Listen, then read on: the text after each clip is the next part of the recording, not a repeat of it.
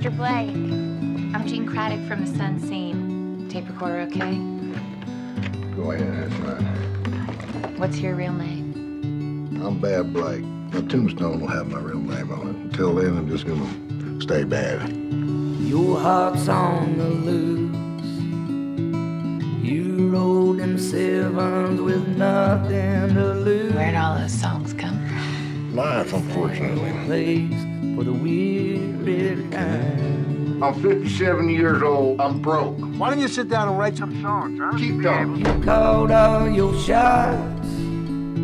I keep feeling obliged to apologize for being less than you probably imagined me to be.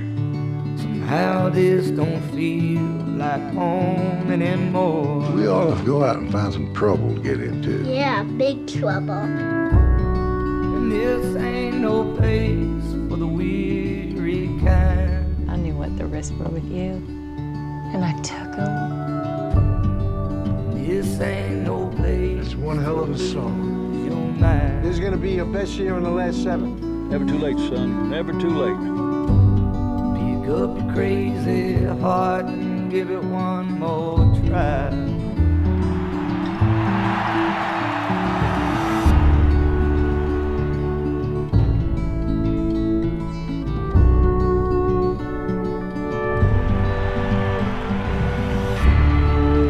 This ain't no place for the weary kind. Thanks for coming out.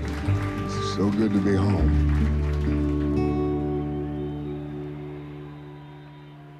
Home I'll try.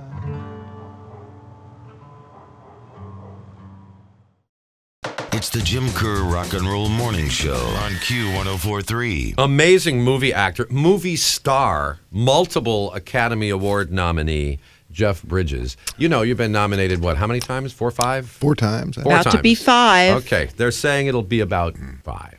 It will. And you were actually called the most underrated actor in America. Yesterday, his film Crazy Heart, which critics are raving about, opened at the Angelica and the Lincoln Center. Of course, it's going to open everywhere eventually. And Shelley was lucky enough to see it because she gets to go to the movie critics screenings. Oh, and you know, and I had to vote for 2 critics groups. And so, you know, you're keeping your notes, and I'm going to vote for this one, that one. And in the middle of Crazy Heart, I just said, okay, the vote is changing. You're a good singer, and I mean, this is really you. This is All really you. you in this performance that people are talking so much about as Bad Blake, who's a washed-up country star, but a country star nonetheless, a guy who has hits that people know. Who could really write. It's just that, yeah, his day as a big star has passed. He's fallen on some difficult times, has some serious personal issues to deal with, and there's a love story that's involved, and there's also the relationship with a younger artist that Bad Blake mentored, who at the time this film takes place is, you know, at the top doing arenas and stuff like that. Right. And he was really impressive musically. Isn't he great? Colin Farrell. I was like, wow. Yeah, he came in for, I think, 4 or 5 days and just knocked that part out of the park. I mean, he was wonderful, and then to sing together, because basically, you know, acting's all about harmonizing together, you know, one way or another. And Colin was wonderful to sing with and act with and the whole deal. But you know, those situations really happen. What's that? Where the mentor finds that he's at a point in life where he's surpassed in fame or, and his or day has success, passed. and his day has passed. And there are a lot of big name. I mean, in country music, I can name a ton of them. A lot of big name country guys, older, haven't had a hit in a long time, but they're still on the road. They're still playing every night because they just have to.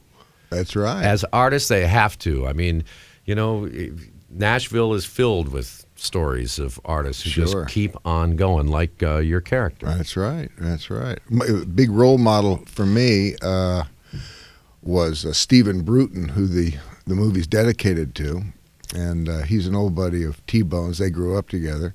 We met 30 years ago on Heaven's Gate, and we got hooked up there by the star of that movie, Chris Christopherson, who's also a big role model for me in this movie. And meeting those guys back in those days. You know, Chris got all his musician friends to come and play small parts in that movie, and that was 6 months of jamming every night after work. So in a funny way, that movie was the beginning of this one. You know? And you know, Chris Christopherson was a janitor at Columbia Records in Nashville. That's right. Wow. He was a janitor. Didn't know that. Yeah, that was his job. That's how he broke into the record business. It's the Jim Kerr Rock and Roll Morning Show on Q1043.